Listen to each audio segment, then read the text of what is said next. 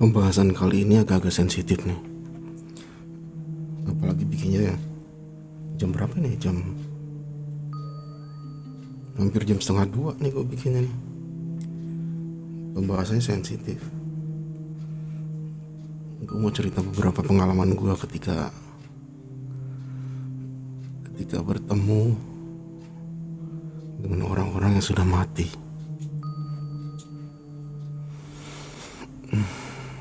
Kenapa gue bilang sensitif? Karena apa ya? Oh ya, kalau masih inget gitu, kalau masih kadang keingetan masih takut gitu, masih kok bisa sih gitu, kok gue sampai nggak sadar sih gitu. Kayak gitu, ngerekamnya juga malam-malam kayak gini. Serem beneran. Ya itu tadi, gue akan cerita beberapa pengalaman gue ketika bertemu dengan orang yang sudah mati.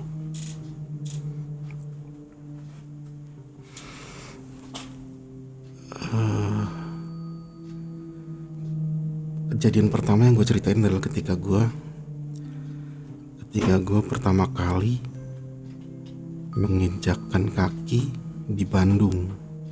Waktu itu mau kuliah, jadi bukan pertama kali nginjak Bandung saat itu, bukan, tapi ketika gue pertama kali kuliah, hari pertama nginep di Bandung.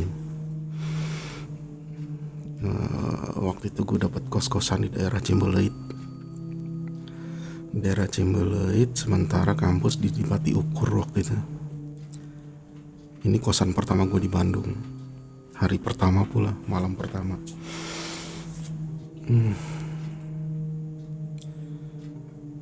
Jadi biasalah pindah-pindah kos segala macam, dan hari itu juga gue bermalam di kosan baru ini gitu.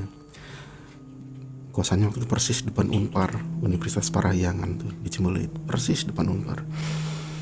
Jadi ya biasalah, setelah rapi gitu, gue istirahat dan coba beradaptasi dengan tempat baru gitu, kamar baru, rumah baru. Jadi kos-kosan gue ini bentuknya kamar tingkat. Di bawah 3 kamar, di atas 2 kamar. Nah, gue di atas. Dan kamar gue tuh cukup besar, ada 2 ruangan, satu ruangan besar, satu ruangan kecil. Nah, ruangan kecil ini gue pakai buat tempat tidur dan TV gitu. Nah, ketika malam menjelang, tibanya waktu untuk tidur, capek kan seharian gue beres, gue pengen istirahat, gue pengen tidur gitu. Nah, kebiasaan gue tuh kalau tidur tuh TV harus nyala, jadi gue nggak bisa tidur kalau TV mati gitu, harus ada suara TV gitu. Harus, kebiasaan jelek sih sebenarnya, tapi ya emang begitu gitu. Gue tidur TV harus nyala. Nah, udah tidur lah gue waktu, karena capek seharian beberes segala macam tuh, capek kan. Akhirnya gue kalau nggak salah jam 9, jam 10 gue udah tidur tuh, dan keadaan TV nyala kan. Gue udah tidur. Tapi ketika jam 1 atau jam 2 lupa gue, pokoknya tengah malam ya, jam 1 atau jam 2 gue lupa itu. Posisi TV kan di depan tempat tidur, jadi di dekat kaki itu posisi TV itu kan. Nah, ketika gue lagi tidur, tiba-tiba ada yang bangunin. Bangun Ri. Gue lagi tidur gitu kan, gelagapan, bangun lah. Terus yang bangunin tuh ngomong gini, Ri bangun, ini TV matiin dulu gitu. Nah, gue masih gelagapan, belum sadar itu, gue bangun setengah sadar, gue matiin TV dan gue tidur lagi. Itu gue ingat dia duduk di ujung tempat tidur, si cowok itu duduk di ujung tempat tidur, bangunin, goyang-goyangin kaki gue, bangunin, Bri bangun, itu TV matiin dulu. Oh iya, gue bilang gitu. Gue bangun, matiin TV, gue tidur lagi. Nah, pagi-pagi gue sadar, itu siapa malam-malam gitu kan. Siapa malam-malam? Kok tiba-tiba ada orang di kamar, itu cowok. Ya sudahlah, mungkin gue pahamnya mungkin ya itu penghuni mungkin, tapi ngajak kenalan atau gimana, gue pikirnya gitu kan. Nah seiring berjalan waktu akhirnya gue tanya lah ke yang tempat kos kan, mbak ini dulunya siapa sih yang tinggal di sini gitu. Oh sebelumnya ini ada apa, akhirnya ceritalah si mbak kos itu, sebelumnya itu yang tinggal orang Jakarta katanya, orang Jakarta kos di situ udah cukup lama sih, setahun 2 tahun. Nah dia ini dari dulu pengen banget ke Pangandaran, pantai Pangandaran di Ciamis itu. Dia pengen banget ke pantai Pangandaran gitu. Cita-cita dia pengen ke sana gitu. Akhirnya entah acara temennya atau acara kuliah, akhirnya si anak ini, mahasiswa ini berangkatlah ke Pangandaran gitu, berwisata lah, entah acara apa gitu gue nggak tahu.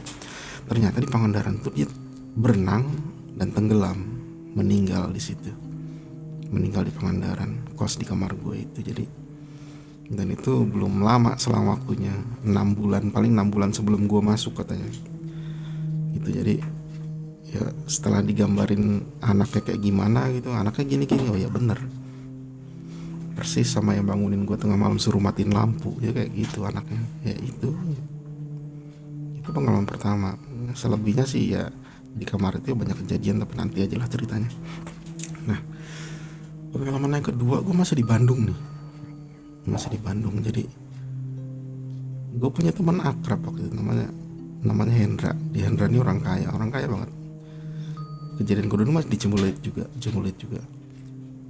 Dia ini rumahnya besar, dia punya rumah besar di Ciumuleuit gitu, di satu jalan apa ya, lupa gue nama jalannya. Bukan di Ciumuleuit Raya, jadi masuk ke kanan tapi jalan masih besar gitu, masih muat 2 mobil. Nah rumahnya besar, jadi si Hendra ini kamarnya di atas yang ada terasnya gitu kan. Dan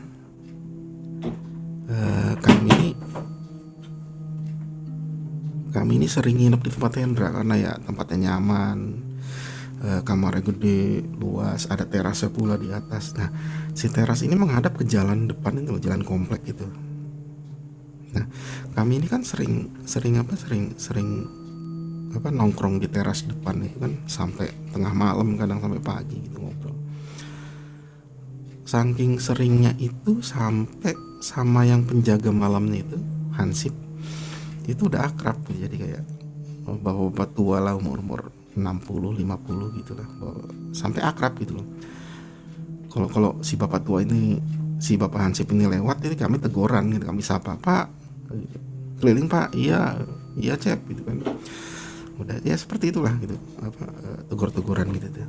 Udah sampai akhirnya suatu ketika, sebut aja si Pak Hansip itu Pak Selamat ya, gue lupa namanya, kita sebut aja Pak Selamat lah gitu. Nah pada suatu malam itu gue nginep tempatnya Hendra itu sendirian, jadi cuma berdua aja sama Hendra gitu.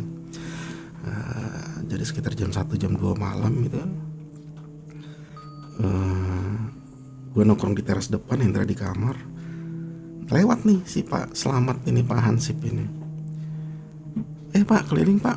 Iya Cep kata gitu. Belum tidur Cep? Belum Pak gitu. Ya udah gitu negor, dan itu beneran teguran gitu. Dia pakai seragam, pakai topi gitu kan, seperti biasa, bawa senter gitu seperti biasa gitu.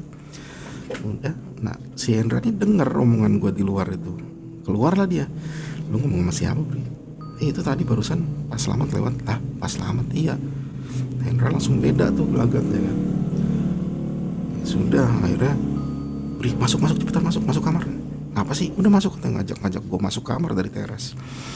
Gue udah di dalam kamar, si Hendra cerita, serius loh tadi ngeliat Pak Selamat, serius gitu.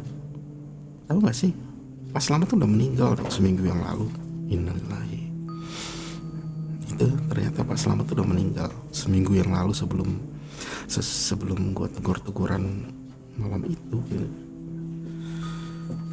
Ya gitu, serem sih. Nah yang terakhir gue mau ceritain,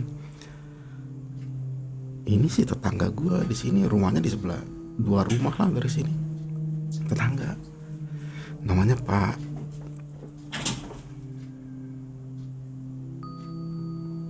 Anton.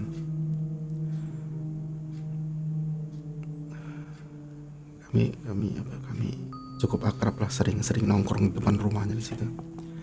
Gue sering ngobrol di depan rumahnya, di terasnya, ngobrol bareng segala macam gitu. Sering lah, udah bertahun-tahun kan. Sering ngobrol, ngerokok bareng, ngopi bareng gitu di teras rumahnya gitu. Udah biasa lah gitu. Nah suatu ketika si Pak Anton ini rumahnya kosong. Emang dia kan orang Bandung, jadi di sini kan cuma tempat kerja doang gitu. Jadi rumah aslinya di Bandung gitu. Rumahnya kosong. Nah kami tahu kalau dia kosong tuh berarti pulang ke Bandung gitu. Karena dia di sini tinggal sama istrinya aja berdua aja. Oh berarti Pak Anton ke Bandung gitu kan. Udah.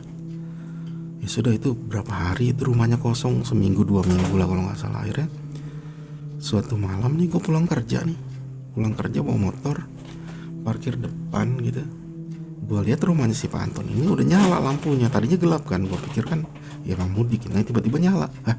Udah balik nih Pak Anton gitu kan. Gue parkir motor, gue berhenti depan rumah sini. Gue lihat ada Pak Anton depan rumahnya. Depan rumahnya duduk dia, biasa posisi dia duduk ngopi ngerokok. Bri, dari jauh manggil, Bri, ayo sini ngopi, ngobrol dulu.